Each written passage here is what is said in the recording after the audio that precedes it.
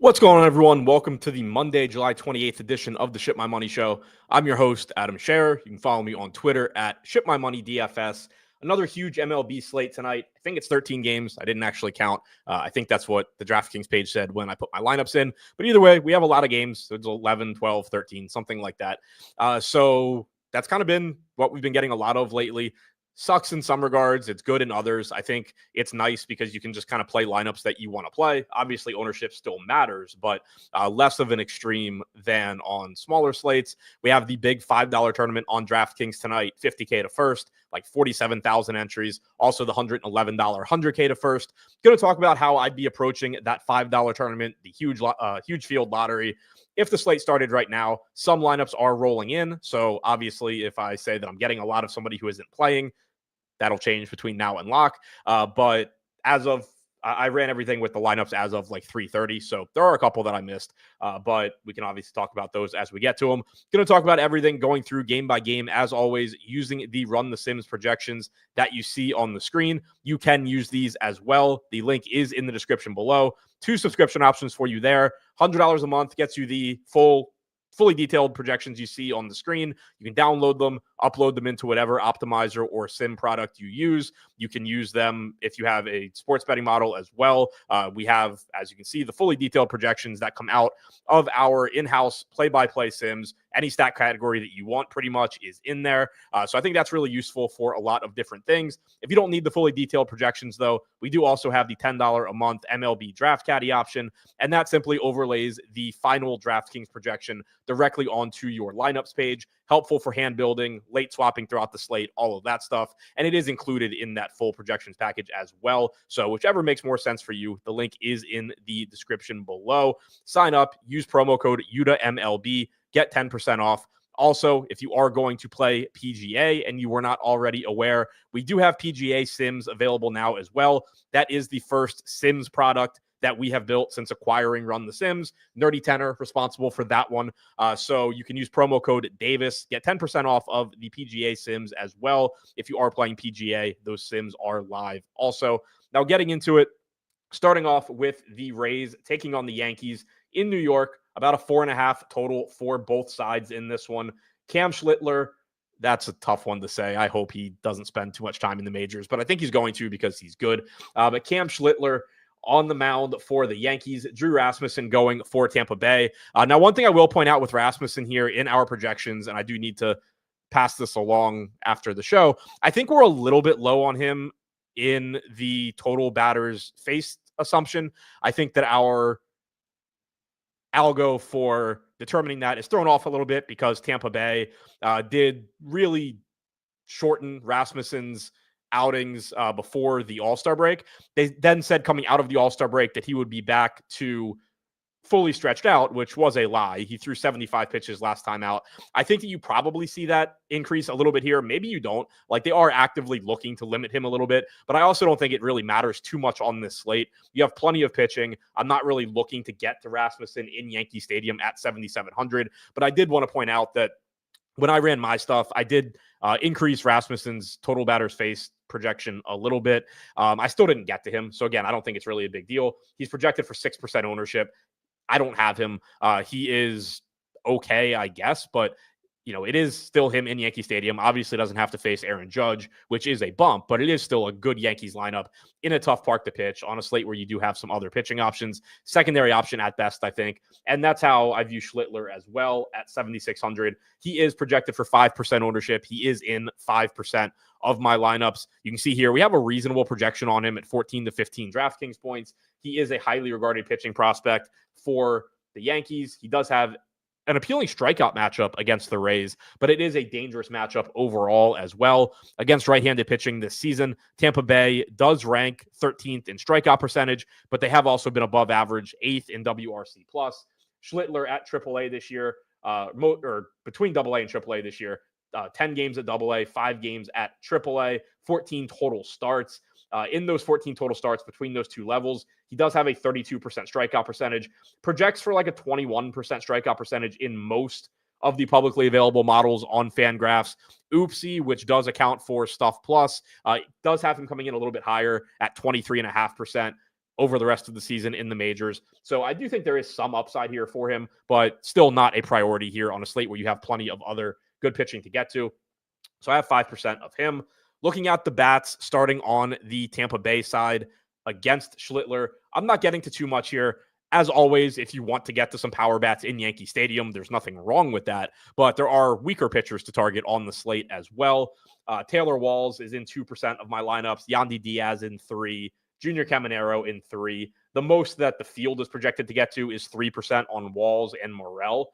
So relatively inexpensive, most of Tampa Bay, but there are just, I think, better spots to target. You can see that our highest projected hitters from the Rays are Diaz, Simpson, and Aranda, but nothing that really looks like a priority for me here. Obviously, we don't really have any sort of sample size on Schlittler as far as what he struggles with potentially. So for now, my assumption, whenever I approach a spot like this, if I were looking to go to Tampa Bay, it would just be to look to the best bats on the Rays, which is, Simpson from a stolen base standpoint.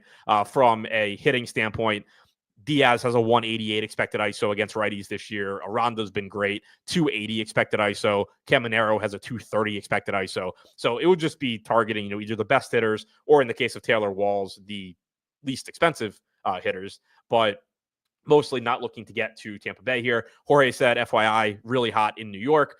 Yeah, it's hot, I think, on the entire East Coast. I know it's miserable in the Baltimore area today as well. I think we're just kind of back to that sort of weather pattern. But yeah, good hitting environment here. So, again, not that you ever should need much convincing from there's a really high ceiling standpoint in Yankee Stadium. It is good hitting conditions as well. For the Yankees, obviously the same good hitting conditions there. But again, not much ownership coming in to this team either. 2% Giancarlo Stanton, 2% Trent Grisham are the highest owned hitters here, about 2% Jazz, like 1% everybody else. I'm not getting to them either. I'm almost identical to the field. 2% Giancarlo is my highest owned guy right now. Same exact thing that I said about the Rays. If you just want to play the Yankees, you're never wrong.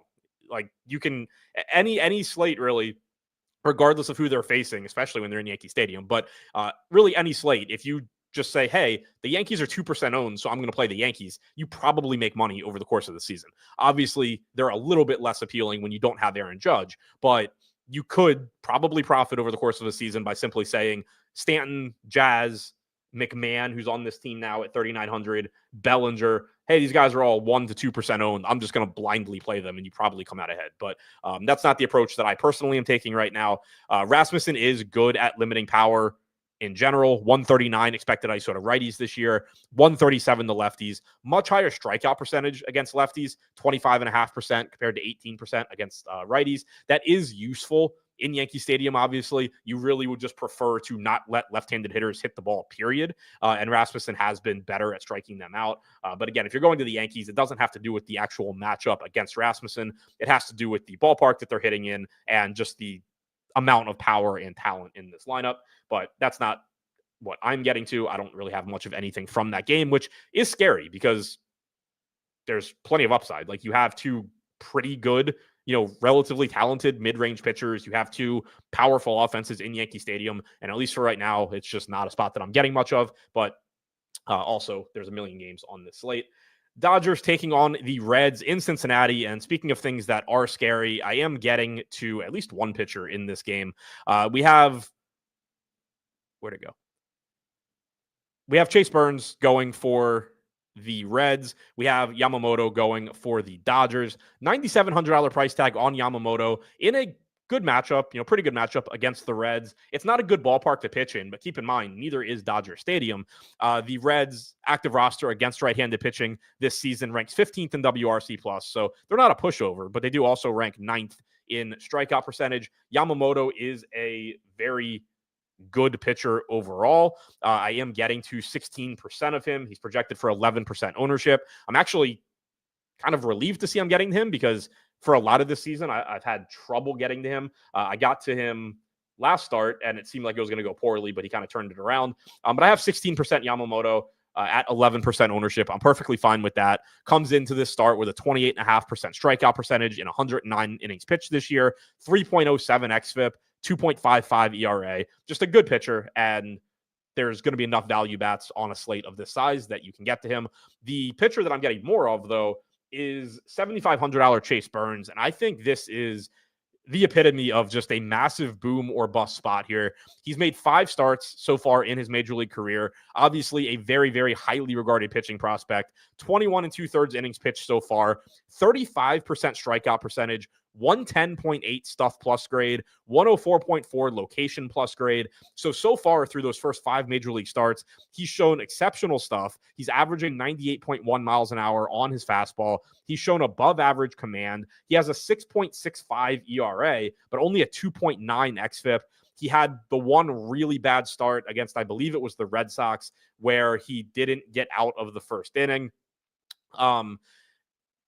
But he's also, put together good starts where he struck out a bunch of, I think, Yankees. His last 2 starts were great. Granted, they were against the Rockies and the Nats, but I believe he had like 10 strikeouts apiece in those 2 starts. He's only 7,500. So this is obviously a very scary matchup against the Dodgers. They're one of the best offenses in baseball. Their current active roster ranks 4th or tied for 3rd in WRC+. They rank 14th in strikeout percentage. It is clearly a difficult spot, but Burns is only projected for about 9% ownership. I'm getting to 28%. I like the upside that he offers at that cheap price tag. I'm willing to roll the dice. If he were really popular here, obviously my opinion on that would change. But the strikeout upside is obviously there. The stuff is very, very good. Hopefully he gets it done against the Dodgers. It's obviously not safe, but I do think that when it goes well, it can pay off pretty nicely, given that the strikeout stuff is elite. He will give up some hard contact as well. So again, I don't think it's safe. I think it's the epitome of a boom or bust spot. 225 expected ISO to lefties this year, only 154 to righties, but a 27% strikeout percentage to righties, 32.5% to lefties. He's cheaper than his talent level. And I think that, really accounts for the matchup against the Dodgers. Looking at the bats here, I would like to be getting to the Dodgers side more than I am. Ideally, when I think about the set of lineups that I'd be playing, if I'm going to play 25 to 30% Burns, I'd be getting to these powerful Dodgers bats as well. But they are expensive. They're an expensive team to stack. 11% projected ownership coming into Ohtani. I have 11% Ohtani. 7% ownership coming into Mookie and Smith, about 5% to most of the rest of the lineup.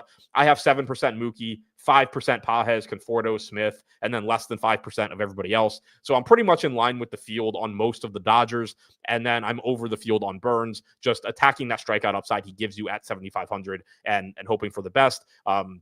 Certainly wouldn't fault anyone for just not wanting to do that, but I do at least think when it goes well, it can pay off really nicely, given the likelihood that when Burns has a good start, there's probably a lot of strikeouts there. So I am okay taking on that risk personally. If you're not, I get it.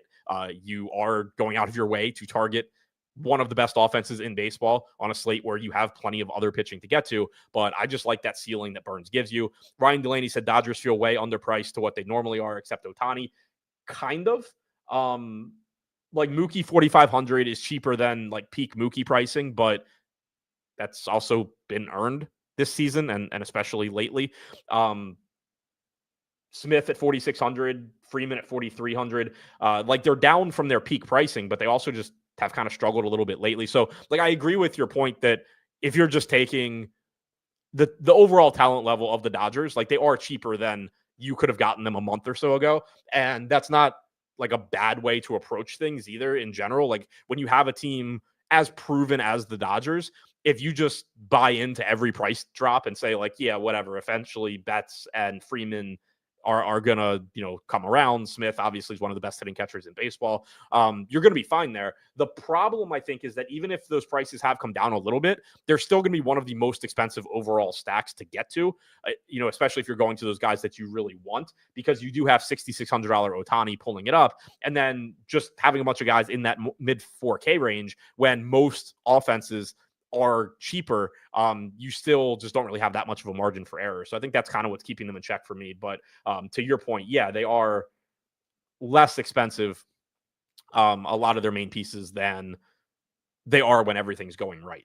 Arcathels has said, do you think fantasy will phase out? I'm starting to think once sports betting is legal everywhere, it might. I don't know. That feels like a conversation from like 5 years ago. Sports betting is legal in like a lot of places now. I mean, I think ultimately what happens is that, assuming it ends up being okay legally, because right now it's not in a lot of places. I think you kind of see sports betting and DFS get combined to where you have DFS style tournaments, but more in the form of like parlays, where, like the longer odds stuff that you hit, the more points you get, etc. I think that's something that sort of ends up being like the end point, however many years from now, assuming that it gets allowed legally, because I think that kind of ends up combining what people like about sports betting with peer-to-peer, a peer-to-peer environment where the books aren't taking on any risk. They're just getting paid for providing the website, basically. So I think that's eventually where it gets to. I think that in the shorter term, like DFS obviously isn't really growing, because you have sports betting, and that's where sites are putting all of their marketing. But I don't think it's like just going to disappear either. Like sports betting has been widely legal for several years now, and you still have 100K to first, 50K to first, $1 million to first DFS. So I don't think we're getting back to like 2015 peak DFS or something, but yeah, like I think this is kind of just like probably how the landscape's going to be for a while, because betting's been around for a while now. For the Reds going up against Yamamoto and the Dodgers, I don't really have interest here. If you're trying to make an argument for the Reds, it would just be, hey, they're not going to be owned and they're playing in Great American Ballpark. But I think there's plenty of other spots I'd rather get to instead of Yamamoto. Larry said will be interesting to see if anything happens with leagues and betting, with Class A, the most recent put on leave. I mean, there is always the potential that like something illogical happens, but these guys getting investigated for betting, like people try and frame it in the light of like, oh, this is because of legalized betting. That's why they're getting caught. Like, you think that when you could just bet, people are betting offshore, you didn't have guys doing whatever stupid shit you still have players doing. Like, now they're just getting caught for it. So I don't think, I never want to like completely assume that people in positions of power are logical, intelligent people, but I don't think that people getting maybe caught. I mean, we don't know what the outcome obviously in this case is going to be, but I don't think it's actually like proof of, oh, it created a problem. I think it's like, oh, this problem probably always existed, and now it's just a lot easier to catch people when they're stupid. Atlanta taking on the Royals in Kansas City. About a 5.5 total for Atlanta, 4 to 4.5 for Kansas City. And the other thing with betting is, I mean, obviously anybody that was heavily involved with online poker back in the day, like stuff can just disappear overnight, but it kind of seems like the genie's out of the bottle. Like, sports betting's really popular. People really enjoy it and want it. Like, it would be very unpopular politically to just like walk it back. So I think that's probably a little bit of an issue as well at this point. Whether you think it should have been legalized or not, or you think that long term it's good or not, like, pretty unpopular spot to be the one to take it away, I think. Atlanta taking on Kansas City in Kansas City. High total for the Braves. On the mound for Kansas City, you have Rich Hill. For the Braves, you have Spencer Strider.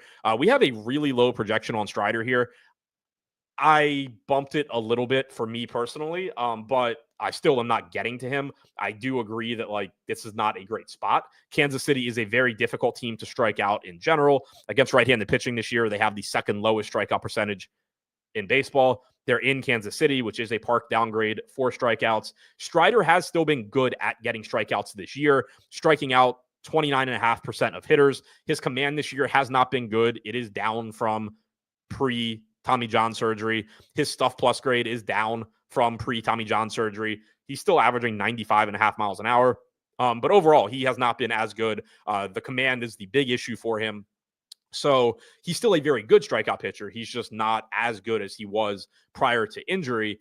We have right now him striking out only like 21.5% of hitters. I did, again, just kind of bump his projection a little bit in my stuff because that seemed a little bit lower than I was comfortable with. But I do agree in general with like the direction that there's better spots that I want to target. And the field agrees with that too. He's projected for about 8% ownership. That's one of the lower ownership marks you pretty much are ever going to get on Spencer Strider. He's still relatively expensive at 10K. So I'm just looking elsewhere. We have other pitching on the slate. I already mentioned that I'm getting to Yamamoto, but Strider, I'm not getting to. Again, he's one of the highest K guys on the slate. If you get to him and you want to get to him at low ownership, fine, but not the approach that I am likely to take. Rich Hill coming in at $5,000. He is like 45, 46 years old. Obviously not expecting much out of him. He's getting 1% ownership. I have him in 1 out of 150 lineups right now. He hasn't been a good strikeout pitcher since, I don't know, I was in high school, and I don't think I'm even exaggerating. I don't know that he was ever even a good strikeout pitcher then, but if he was at some point a good strikeout pitcher, it's probably when I was in high school. I guess I had that stint for the Dodgers, but mostly, not a great DFS pitcher ever, and certainly not in his age 100 season. So not looking to get to Hill outside of like just random lineups where I guess I need a 5K guy. Arkathelza said, when you have girls betting parlays who never played or watched sports a day in their life, I see it going nowhere but up. Books making a killing. Yeah. I mean, I was sitting on the couch the other day and somebody I hadn't talked to in like a month texted me like a picture of her at the casino, like, hey, what should I bet on? And it's definitely going the right direction for books to make a killing. For the Braves bats against Hill, good spot. You're going to get ownership here, but again, with it being such a huge slate, it's, you're probably getting like 10 to 20% ownership, 17% projected to come into Austin Riley, 15% to Marcell Ozuna, 10 to 11 to Murphy, Acuna, Albies, Profar.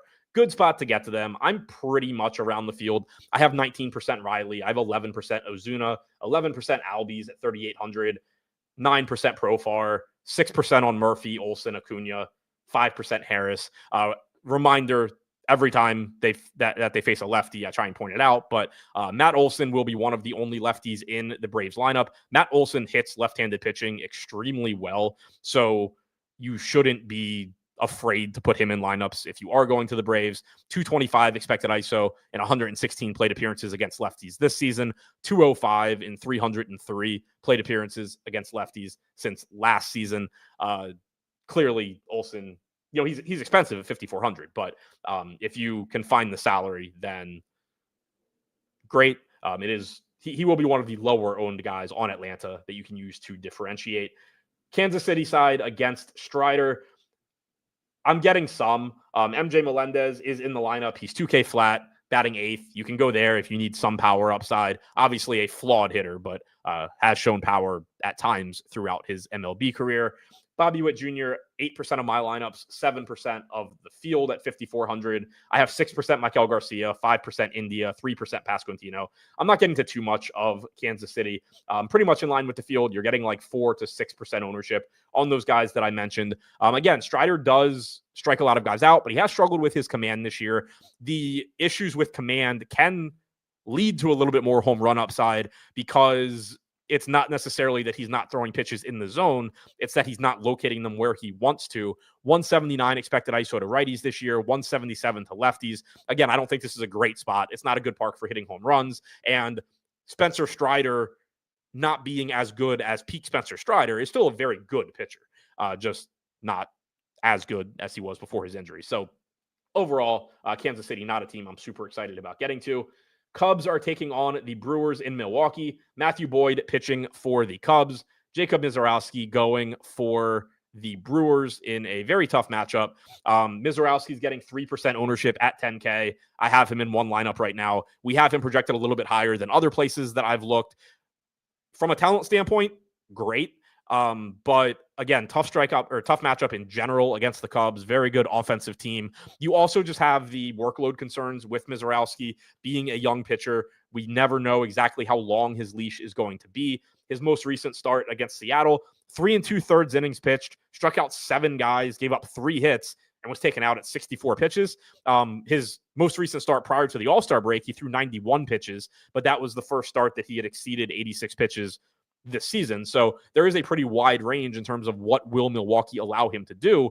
The problem is like that would be appealing if he were not $10,000, but you have a $10,000 pitcher facing the Cubs like, yeah, if you guaranteed that he throws 90 pitches and he's 3% owned, I would be obviously a bit more interested, but you're kind of just taking on a ton of risk when he's already priced up to 10K. But the talent is obviously there. Stuff plus grade is phenomenal. 29 in the third innings pitched this year, 121 stuff plus grade, 35.5% strikeout percentage. He's averaging 99.5 miles an hour on his fastball. His command has been well above average. He is exceptional. It's just a matter of how much risk do you want to take on a slate where you have, 20 whatever other pitching options. You have the risk here of one, facing a good offense, but then two, what are the Brewers doing with him? Like, was he pulled early last start because of the All-Star game and they kind of wanted to limit him a little bit, and then today he's going to be allowed to go 6 innings? Was he pulled last start? Like was the start before the All-Star break the anomaly and he's normally going to just go like 5 innings or something? You just have a lot of big question marks here. And at 10K, there's only so much he can do to be somebody that you have to have. Like, once you're $10,000, if you go score 25 DraftKings points, yeah, obviously you'd take that. And if you knew he was going to do it, you'd play a lot. But other people are going to score 25 fantasy points today too. And the chances of Mizorowski on probably some sort of a leash scoring like 35 DraftKings points is obviously pretty low. So, probably for me at least, somebody where I'm not going to have much of him, and then I'll just be annoyed when he strikes out 8 guys in the first 3 innings, and then I'm just praying that he doesn't go 6 innings. Matthew Boyd on the other side, getting 7% ownership at 8,700. I have 2%. He's fine. It's not a great strikeout matchup here against Milwaukee. Their active roster against left-handed pitching since the start of last season ranks 23rd in strikeout percentage. They rank 12th in WRC+. Boyd is a solid pitcher overall. Coming into tonight, 23% strikeout percentage and 118 innings pitched this year. Very, very good command, 108 location plus grade. But I don't love the $8,700 salary. I don't love the strikeout matchup here. I'm getting to him a little bit, but I have other guys that I would prefer to get to. Einsteinium said, do you think we see him extended because of their standings and facing the Cubs? It's earlier in the season than I would think that really matters. Like, if this were, for the division and it was October 1st or whatever time the regular season wraps up this year, then like, yeah, maybe. But generally too, you have teams look with their younger pitchers, like they want Mizorowski around at the end of the season. So a lot of times you do see them kind of artificially limit innings, start skipping starts potentially. Different teams handle it different ways around this time of the season. You can see we have him projected to face 20 batters. I think that's a pretty fair estimate. I think it's more likely, like Jake in chat said, don't think Woodruff or Miz go beyond 65 pitches till October. I mean, like, Miz was before the All-Star break, but it is completely reasonable to think that they would dial him back. Like, I would think it's more likely that they dial him back and then try and sort of ramp him up again at the end of the season than that they just treat him like a normal starter. And then at the end of the year, they're running into this issue of like, oh, well, now these games are really important, but we only want Mizorowski to go 2 innings. So I think today will be kind of telling in exactly how we should expect them to handle it going forward. But my guess today is that he's still at least somewhat limited to the point where, combined with the Cubs, I'm not going to end up with much of him at 10K. Yeah, Larry said he only threw like 100 innings last year. He's close to that now. Yeah, I think I'd be surprised. Like, even if they were to let him, let's say he does go out there and throw 90 pitches for whatever reason today, I think that's probably pretty quickly followed up by like, oh, well, now we're just going to like start skipping starts, or he's going to start going 3 innings or something. Like, I would say that there's probably no way he's just like throwing 90 pitches from here to the end of the year. I think it's a lot more likely that they kind of keep him in that like 70-ish range and then end of the season, ramp him up when those games really matter. And again, that's just based on me guessing. Like, I haven't seen any actual conversation about it, but just knowing how teams tend to handle these guys. For the offenses here, it's tough to get to Mizorowski at 10K. I'm still not particularly interested in getting to the Cubs against him. They clearly have as much upside as pretty much any team on the slate, just from what do their players do. They have an abundance of guys that both hit home runs and steal bases. And, maybe they get into the bullpen early. Mizorowski goes 3 innings or something. But they are also expensive from a stacking standpoint. particularly guys that you really want to get to. So you're not getting any ownership coming into them. Kyle Tucker getting 2%. He's the highest owned guy. He's my highest owned guy at like 1 to 2%. Milwaukee on the other side against Boyd. Again, not a great matchup here. I'm not getting to much of them either. 4% Chourio, 3% Durbin, Contreras, and Vaughn are the highest owned guys for the field. I have 3% apiece of Chourio, Contreras, Vaughn, 2% Collins, 1% Durbin. Again, I think Boyd's a pretty solid pitcher. Most of the reason that I don't have a lot of him in DFS is that he's relatively expensive. But he's held righties this year to a respectable 160 ISO, their expected ISO, 295 expected WOBA with a 23% strikeout percentage. Lefties have struck out 24.5% of the time, sub 100 expected ISO against Boyd. So again, plenty of weak pitching on this slate. That's not a spot that I'm super interested to target. Boston taking on Minnesota. In Minnesota, 4.5 to 5 total for the Twins, around 5 for the Red Sox. Dick Fitz going for Boston. Simeon Woods Richardson going for Minnesota. $6,600 price tag for Woods Richardson. $6,200 for Fitz. 4% ownership coming in to Fitz. He's also in 4% of my lineups. 3% ownership coming into Woods Richardson. He is in 1% of my lineups. Neither of these are the most exciting pitchers on the slate. Fitz has thrown 37 innings as a starter this year, striking out 20% of hitters. He has shown above average stuff, 103 stuff plus grade, 102.5 location plus grade. The command, the stuff's been fine, but it's still only translated to about a 20% strikeout percentage. For Woods Richardson, 71 2/3 innings pitched, below average stuff, identical 20% strikeout percentage, below average command. We did see his velo up a lot in that last start against the Dodgers. He, for the season, has averaged 93.2 miles an hour on his fastball. He was regularly hitting 95, 96 against the Dodgers. Still had trouble throwing strikes, which has been a problem for him in general. As a result, he didn't get too deep into that game. But it was interesting that the velo was up. We do have some strikeouts in the Boston lineup. They're fourth in strikeout percentage against right-handed pitching this season on their active roster, but I'm still not getting to either of these pitchers here. Offensively, against Woods Richardson, I am getting to some of the Red Sox, and so is the field. 5 to 10% ownership projected to Story, to Duran, to Yoshida, to Bregman, and then around 4 or 5% to most of the rest of the lineup. Roman Anthony getting about 6% as well. I'm getting to 11% Story, 11% Duran, 6 to 8% on Yoshida, Toro, Bregman, 4 to 5% on pretty much the rest of the lineup. So far this season, Woods Richardson against left-handed pitching, 18.5% strikeout percentage, 156 expected ISO. Righties have done the bulk of the damage from a power standpoint. 348 expected WOBA, 228 expected ISO. Strikeout percentage is a couple points higher at 20.8% as well. Trevor Story from the right side, I think looks pretty good at 3,800. Bregman at 4,600 looks fine as well. And then again, I don't mind Duran, Yoshida, Toro, but it has been right-handed bats that have done more power. You don't have a lot of right-handed power on this team, though. So far this season, Bregman, 237 expected ISO against right-handed pitching. Obviously very, very good. Trevor Story, 185 is good as well. Other than that, though, Narvaez, 145, Rafaela, 186. He has been much better in Fenway, though. But yeah, I think the Red Sox look fine, but to me, Story's the top guy to get to, and then I'm getting to some Duran, Yoshida, Toro, Bregman, kind of as the next tier as well. 4,500 on Duran is pretty nice for the stolen base upside he gives you. Also, not the best power bat, but does steal bases. For the Twins, I am getting to a lot of them for, I think, like the 5th day in a row, which probably means I will be losing a lot of lineups with the Twins for the 5th day in a row. Cody Clemens getting 12% ownership is the highest owned guy here on Minnesota. He is $3,000. He is first base and second base eligible, and he is batting cleanup. So he's going to look like a very solid value option. The matchup here against Fitz is not the best in the world, but it's certainly not terrible either.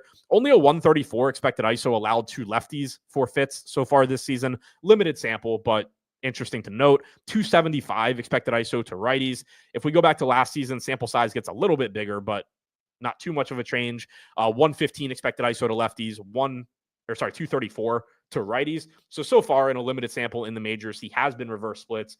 So Cody Clemens will be from the left side, but Carlos Correa getting 7% ownership. I'm a little over 2x there at 16%. He is only 3,300 batting third. Willie Castro from the left side, 4,300 batting second, but again, with multi-position eligibility as well. I have 10% of him. I have 18% Royce Lewis. I like him a lot. Right now, only projected for about 6% ownership. I'm a little surprised that isn't higher. He's 3,500. He's batting fifth. We know the type of upside that he has, even though he obviously deals with injuries constantly. 130 plate appearances against righties so far this year. Only a 149 actual ISO and 298 actual WOBA. Don't be discouraged by that, though. 360 expected WOBA is about 60 points better than his actual. 194 expected ISO is like 50-ish, 45 points better than his actual. The talent is there, and the price tag is down as a result of his actual production. Arcathelza said Royce will be higher. He was like 30% yesterday. Yeah, I think he'll be higher.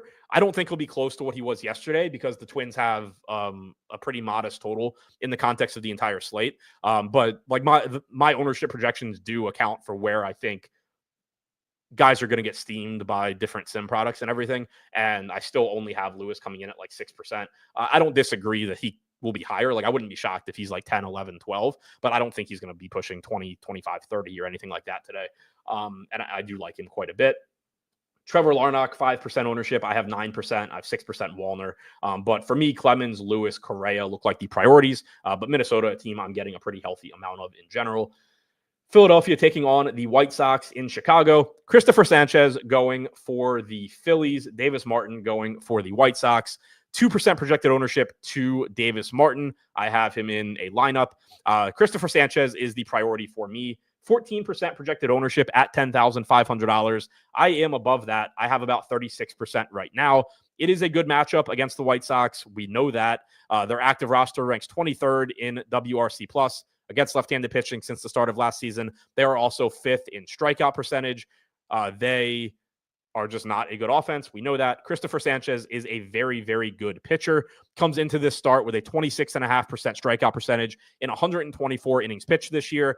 His stuff plus grade was already above average last year. It's up 8 points to 114.5 this year. To put that in context of the pitchers going today, the only pitcher that has a higher stuff plus grade is Jacob Mizorowski.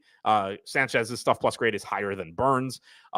He's averaging 95 miles an hour on his fastball, which is up nearly a mile per hour from last year. The only negative is that his command has taken a bit of a hit this season, but it's still close to average. So he looks really good here. Also, the White Sox lineup is giving you 7 right-handed hitters, 2 left-handed hitters. That is not an issue for a pitcher that has one of the best changeups in baseball against righties so far this season. Sanchez has struck out 27% of right-handed hitters. He has struck out 26% of lefties. Righties have a 286 expected WOBA. Lefties have a 228 expected WOBA. So again, you would prefer a left-handed lineup, but the fact that there are a ton of righties here doesn't matter. He's thrown his changeup 43% of the time to right-handed hitters. The pitch has a 25% swinging strike percentage, sub 100 expected ISO allowed on the pitch, 178 expected WOBA allowed. Absolutely filthy changeup for Sanchez. And so you're not overly concerned about 7 right-handed hitters. Sanchez is a priority option for me when I'm paying up. Philadelphia getting like 5 to 10% ownership throughout most of their lineup. I'm in that ballpark. I have 8% JT Realmuto, which is my highest owned Phillies bat, 6% Harper, 5% Kepler, Schwarber, 4% Kemp, and it goes down from there. If you want to get to more Phillies, that's fine. It's always a high upside offense. They offer a nice mix of expensive bats, but then also some salary relief. Realmuto's only 3,700. Kepler's only 3,500. Kemp is only 3,400. Double checking now. So we got their lineup. Turner, Schwarber, Harper, Castellanos, Realmuto, Marsh, Kemp, Kepler, and Stott. Looks like what we had projected. So yeah. So I'm not prioritizing the Phillies. I'm just kind of in that 5 to 10% range along with the field. If you wanted to play more, by all means, looking at what Martin has struggled with so far this year, 203 expected ISO to righties, 197 to lefties, has a higher K percentage by 5 points to righties, but still only 18%. So he has given up power to both sides of the plate. He is throwing his changeup 38% of the time to left-handed hitters. It has been very good at limiting power, but overall, he is still giving up power to lefties. So it's kind of a spot where, like, if he's actually on and he's locating well, he's getting ahead in counts, he does have a pitch that can neutralize left-handed power very well, but he's not a good enough pitcher to consistently put himself in those situations. And he doesn't have enough outside of that changeup that he can consistently keep lefties from doing damage against him. So if he's really dialed in, then yeah, he actually has a pitch that can do damage against Harper, against Schwarber. But the margin for error is very small, and Martin is not consistently good enough to take advantage of having a very good changeup. So if you want to get to the Phillies, great. Jake said shockingly easy to double spend at pitcher. Yeah, I was kind of getting that impression. Like, I hadn't actually gone through and looked at lineups yet, but if I'm getting 36% Sanchez, I'm getting 18% Yamamoto, seemingly pretty easy to do it. For the White Sox, I'm not getting to them. The field's not getting to them. If you wanted to get to them, I think Chase Mydroth, Miguel Vargas, Edgar Caro, cheap right-handed bats, probably where you would go. But again, Sanchez, very good, doesn't give up a lot of power to either side of the plate, and he's not even projected for that much ownership to where the leverage conversation really comes into play. Miami taking on the Cards in St. Louis, about a 4.5 total for both of these teams, give or take. For the Marlins, we have Edward Cabrera. For the Cardinals, we have Andre Payante. 5% projected ownership to a $6,400 Payante, 3% to an $8K Cabrera. I'm not particularly interested in either one. Cabrera is certainly the better fantasy pitcher. He's the better strikeout pitcher. He has much better just underlying stuff. 25% strikeout percentage in 88 innings pitched this year. We've seen a nice bump for him in terms of command. His location plus grade is up 6 points from last year. His stuff plus grade is also up 7 points. He is one of the more talented pitchers that's been rumored to potentially move at the deadline. Somebody where, I mean, I would like the Orioles to maybe like give up prospects to get him. Somebody under contract, young, talented arm. If you wanted to just bank on the talent, fine. Like the argument that I made for Chase Burns is a better strikeout pitcher than Cabrera. He's more talented. He's got better stuff. But you could kind of make that same argument. It's not a good matchup against the Cards. They're a tough team to strike out. They've been an above average offense this year. But you have a 3% owned 8K pitcher that has really good stuff and is a really talented pitcher in Cabrera. In large field tournaments, if you just wanted to say, fuck it, like I'm going to play this low owned, cheap, talented guy, you can. That's not what I'm doing. I don't have him, but that's basically the same argument I'm making for Chase Burns. And I think Cabrera is kind of like a poor man's Chase Burns in a lot of ways on this slate. Payante, not a good strikeout pitcher, does have the better matchup against the Marlins. They're not a favorable strikeout matchup anyway. They ranked 23rd in strikeout percentage against right-handed pitching this year, but they're actually up to 13th in WRC+. A lot of that, though, is, of course, driven by Kyle Stowers. Payante is one of the best ground ball pitchers in baseball. He is only 6,400.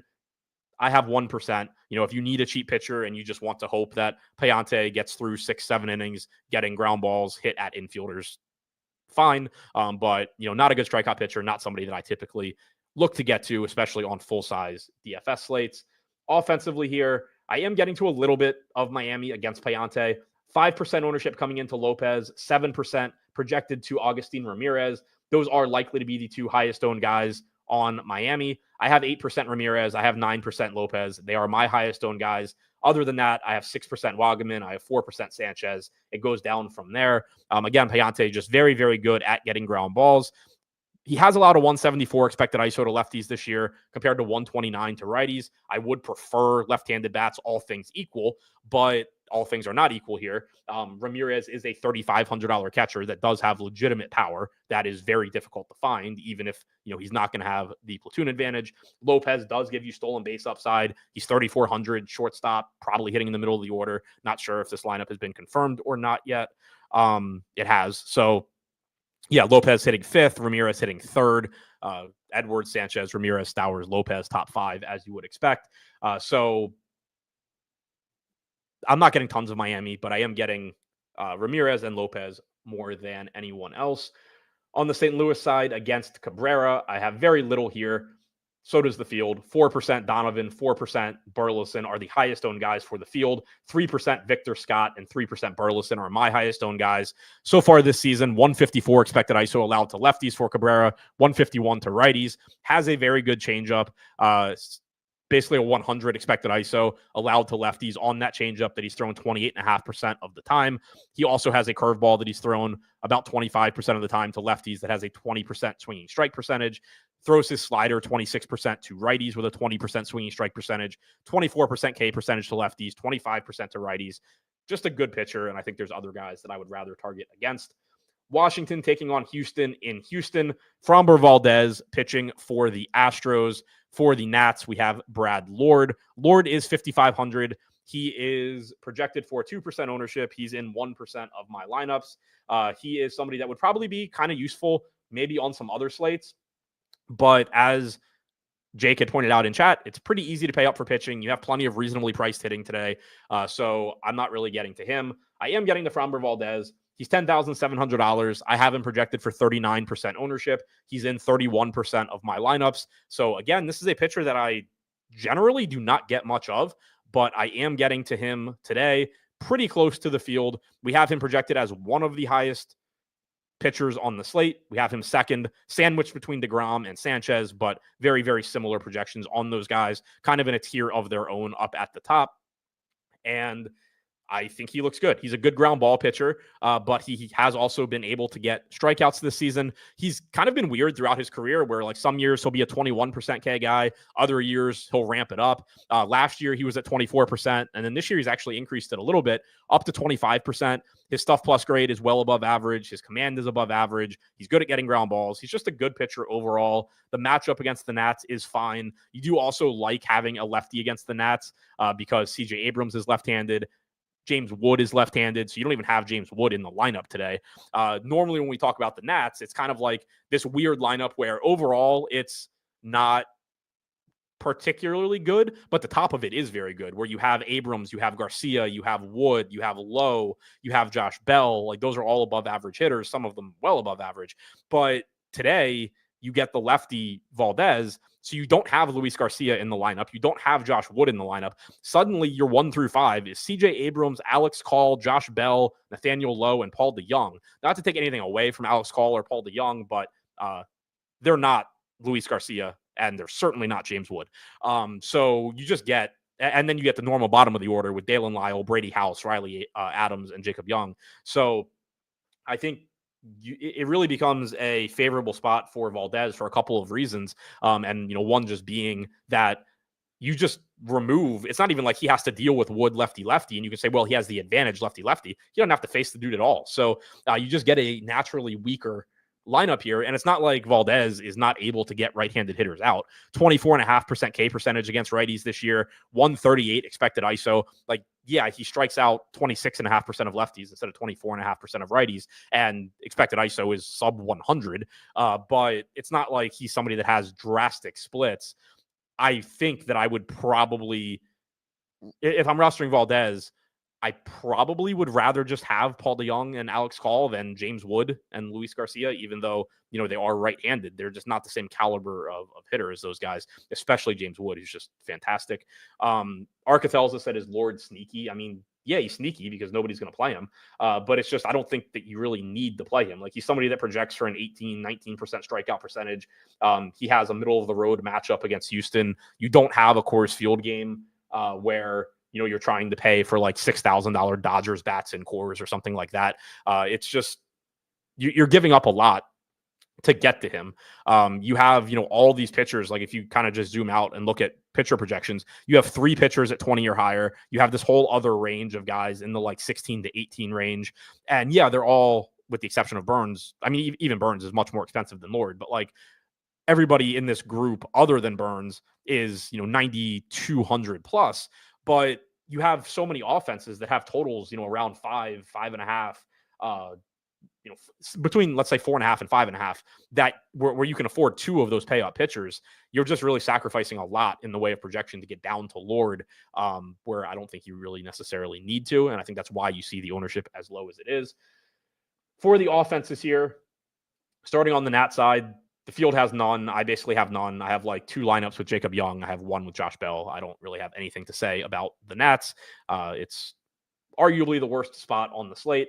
For Houston against Lord, 15% ownership projected to Taylor Trammell, 2,200 likely hitting or is hitting leadoff for Houston. He's probably going to be popular. I have 7% of him, so I'm around half the field, but clearly going to project as a good point per dollar play when you're $2,200 and you're leading off for a team that has a total between 4.5 and 5, and you have, a decent matchup against Lord. 7 to 10% projected ownership coming to Diaz, to Walker, to Altuve. I have 10% Diaz. I have 10% Walker, 7% Trammell, as I mentioned, 4% Altuve. So I'm a little below the field there, and then 3% or less on everyone else. So I'm mostly around the field on Houston, but a little bit lower on Altuve and on Trammell. We did get an unexpected lineup from them. So my exposures, I guess, will change a little bit. Jacob Melton is batting 5th.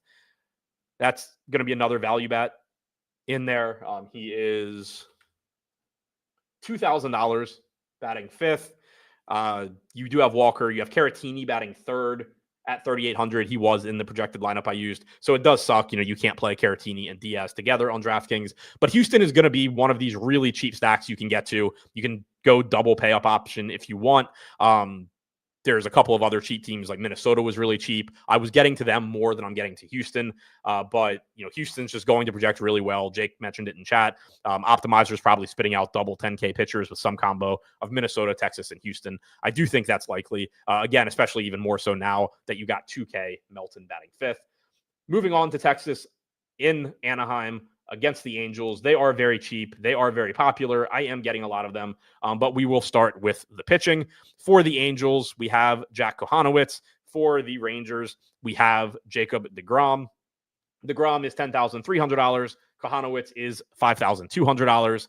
Normal caveats about $5,200 pitchers apply, but again, this is just not a slate where I think you really need to spend all the way down for not very good pitching. Kohanowitz is getting about 1.5% ownership. I have him in 1 out of 150. deGrom's getting 30% at 10.3. I also have 30%. Very good strikeout spot for deGrom. As I mentioned a second ago, we have him as the highest projected pitcher at the moment, but very close to Valdez and whoever the other one was. I already forgot. He looks really good. It's a good strikeout spot. Obviously, we're not talking about, vintage prime Jacob deGrom, but the Angels active roster against right-handed pitching this season is 2nd in strikeout percentage. They are closer to the Rockies, who are number 1, than they are to the Tigers, who are number 3. I guess it's almost identical. 26.6% for Colorado, 25.4 for the Angels, 23.9 for the Tigers.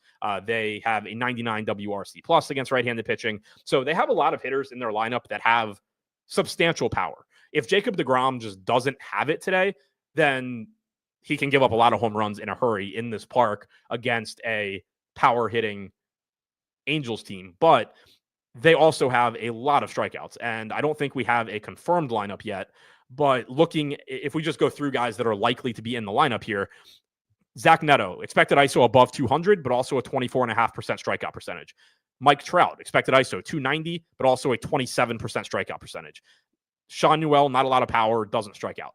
Taylor Ward, 215 expected ISO, 25.5% K percentage. Adele, 283 expected ISO, 25.5% K percentage. Moncada, 271 expected ISO, 24% K percentage. Ohapi, 210 expected ISO, 33% K percentage.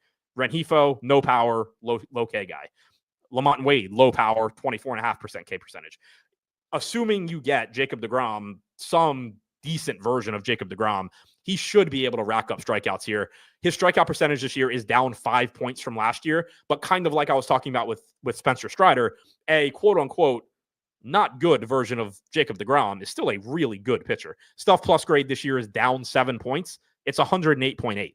So it's still one of the highest stuff plus grades on the slate. It's just way worse than it was last year. Just like his 27% K percentage is one of the highest on the slate, even though it's way worse than last year. His command this year, well above average. 109.3 location plus grade is higher than any pitcher pitching today. It's still down 4 points from last year. He's really, really, really good still. He's just not peak, unhittable Jacob deGrom. But still looks very good here against the Angels. Very high upside. I'm right around the field at 30%.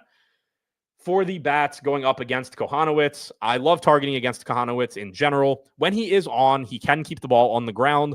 He's very tall, 6'7", doesn't have great extension, but you still, just get somebody delivering the ball from a different spot than, most pitchers, obviously. But Jock Peterson is back. I assume he is 2K, probably hitting the middle of the order. He hasn't been good this year, but it's 2K Jock Peterson in a home run friendly park, projected for about 20% ownership. I have 30%. Josh Smith, 3,400, projected for about 21% ownership. I have 22%. Marcus Semien, 4,400. I have 20%. I have him projected for about 11. Corey Seager, I have projected for 18. I have 15. I have about 10% projected to Garcia and Higashioka.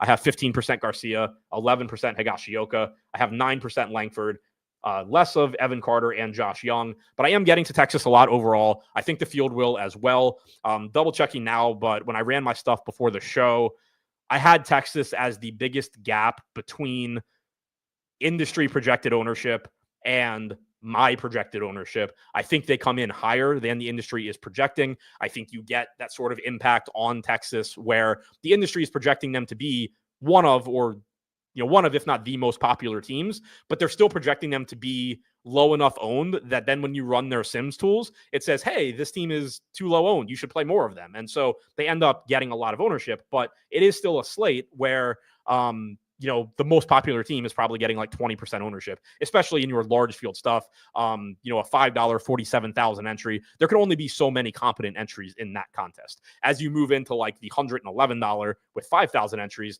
Texas hitters maybe do start approaching 35%. But in that massive field, they can really only get so high, I think. But I do think this is likely to be the biggest miss for the industry as far as them missing low on Rangers hitter ownership, even though they're already projecting them to be one of the most popular teams. But I am getting to them a lot as well. I did want to take a quick look kind of just to see what my 5-man Texas stacks look like. Because, excuse me.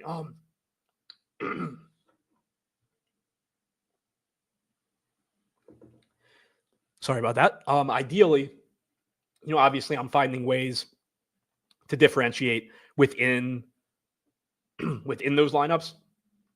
So first one that pops up, like I don't love this one. It kind of seems like maybe a little bit too much ownership, but it does have Yamamoto, who I think was only like 10%. Diaz and Walker were around 10%. It gets to Wyatt Langford, who I think is one of the lower owned guys on Texas. It gets to like a Lawrence Butler one-off, who probably isn't super popular. Here's one with like Burns and Cease. So saving some ownership at pitcher. DeGrom, Cease. So saves a little bit with Cease, I think. And then it gets to like Ramirez, Kurtz, includes Langford. Here's one with Dick Fitz, who we know is low owned. Another one with Burns. Sanchez, 14% owned. So, I'm not going like completely off the grid in a lot of these. And I don't think you need to on a slate of this size. Because again, keep in mind, these guys are still probably for the most part, like 15, 20% owned. You don't have to go completely off the board. I am, getting to like some 10 and 14% owned pitchers. I'm using some Chase Burns in those lineups, etc. So moving on to the Angels bats here against DeGrom. Need to undo the settings that I just screwed up. There we go. I am not getting to any Angels. Neither is the field. 1% Mike Trout, the highest projected Angels bat. So not a lot to say there. I just went through their whole lineup. Like there's a lot of power. It's a good home run park. If you want to stack against 30% on DeGrom and hope that you get a bunch of home runs, it's not the craziest idea. Like of the teams that I'm not getting to, if I had to just pick one that I was going to play, the Angels would probably be closer to the top of the list out of those teams that I'm not getting to, just because of the raw power upside combined with negative correlation. But also one of the lowest totals on the slate, one of the worst spots on the slate. I'm not getting there. Next, we have the Mets taking on the Padres. Frankie Montas. Shit. I still had messed up my settings. So hang on. Let me double back and make sure I'm actually not getting to the Angels. Okay. I'm still not getting to the Angels. Yeah.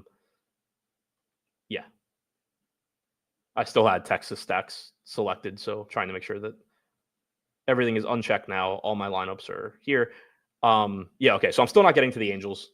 Now moving to the Mets and the Padres. Frankie Montas pitching for the Mets. Dylan Cease going for the Padres. I really hate days that Dylan Cease pitches because they make it really easy for me to lose money.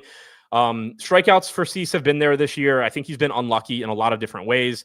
He's tied with Spencer Strider with a 29.5% strikeout percentage this season, 3.37 xFIP compared to a 4.59 ERA. And he's coming in at $9,200. I was wrong when I was looking through my lineups. Dylan Cease is not low owned.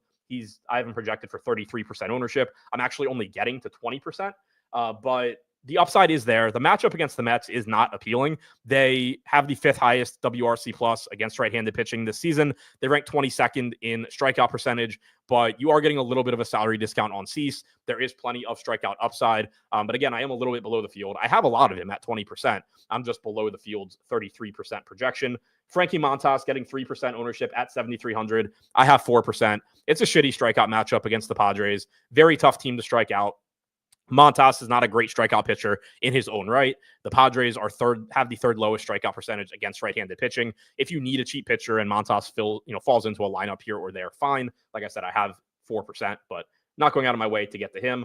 I'm not really getting to any bats in this one. The Padres do obviously have some good hitters with Tatis, Machado, Bogarts. I've talked about Gavin Sheets a lot recently, that he's just been a lot better hitter this year than in the past, but I'm still not getting to them. I'm not getting to much of the Mets against Cease either. If we look at what these pitchers have struggled with this year, if you are someone that wants to target them, Dylan Cease has allowed a 209 expected ISO to left-handed hitters this year. That is not what you want when you are going to be facing Francisco Lindor, Juan Soto, and Brandon Nimmo. So again, if you were looking to negatively correlate against Cease, I think those are probably the guys that you would start with, which kind of also goes without saying because they're always the guys that you would start with. For Montas, did miss a lot of the season with injury, so small sample size. But if you go back to last year, 215 expected ISO to lefties, only 154 to righties. Strikeout percentage against righties is 7 points higher as well at 26%. So you would probably be looking to start with like Gavin Sheets or Jackson Merrill. But again, for me, I'm not getting to much of this game offensively. About a 4.5 total for the Padres, between 4 and 4.5 for the Mets. Pirates taking on the Giants in San Francisco. $7,000 Carson Whisenhunt on the mound for San Francisco. $8,200 Mitch Keller is going for the Pirates. 5% projected ownership coming into Whisenhunt, about 4% to Keller. I do have 10% Whisenhunt here at 7K. He projects as like a 21% K guy going forward for the Giants. He should be fully stretched out. He only faced 16 batters in his most recent minor league outing. But prior to that, he was facing 24, 25. We have him projected for about 5 innings here. The Giants had a bullpen game yesterday, so they are a bit shorthanded today. They used almost their entire bullpen. Spencer Bivens threw 58 pitches, and then you had Randy Rodriguez throw 25. Tyler Rogers, Joey Lucchesi, Matt Gage all threw.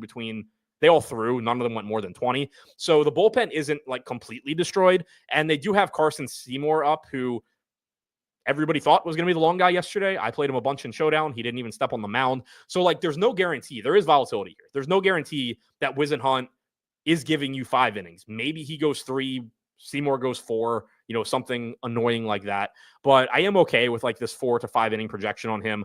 I would walk it back a little bit if I were getting a lot, but I am okay getting 10% of a 7K guy against the Pirates in San Francisco at 5% owned. It's not a crazy stand. It's not a price point that I'm upset about. I think he's a good enough pitcher to play against the Pirates in San Francisco. I'm getting 2% Keller.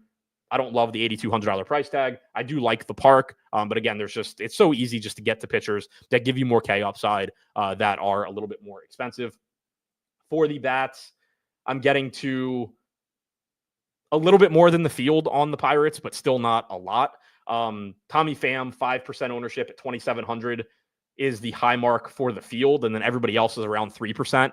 I'm getting to 7% Pham, 7% Hayes, 5% apiece on Cruz, Kiner Falefa, Henry Davis, and then it drops off from there. So I have, a little bit more than the field, but still a pretty small amount of the Pirates. They're not a good offensive team. They're in one of the worst parks for offense. Pretty self-explanatory why I wouldn't want to get there. And then it's pretty much the same thing for the Giants. I have 3% Devers and Adames. Other than that, I basically don't have anything. Mitch Keller is a perfectly fine pitcher. He's in San Francisco. 129 expected ISO to righties this year, 163 to lefties. I just don't see a lot that I would really want to target. And then finally, wrapping things up with the Mariners and the A's in Sacramento, about a 5-team total for the A's, about 5.5 for Seattle. Luis Castillo going for the Mariners. JP Sears going for the A's. I don't really have interest in the pitching here, and neither does anyone else. 2 to 3% projected ownership to Castillo. I have none at 9K. 1 to 2% projected to Sears. I have one at 6,800. For the offenses here, it is a pretty appealing spot to get to. Starting on the Seattle side, not a ton of ownership coming in here, which is a little surprising. 11% projected ownership to Rodriguez, 10% to Arozarena, 8% to Raleigh. Those are the high marks here for Seattle. I have 34% Julio Rodriguez. I have 21% Cal Raleigh, 12 to 14% apiece on Arozarena, Polanco, Crawford. Then it drops off, 7% Williamson, 5% Garver, 4% Naylor. JP Sears has power issues.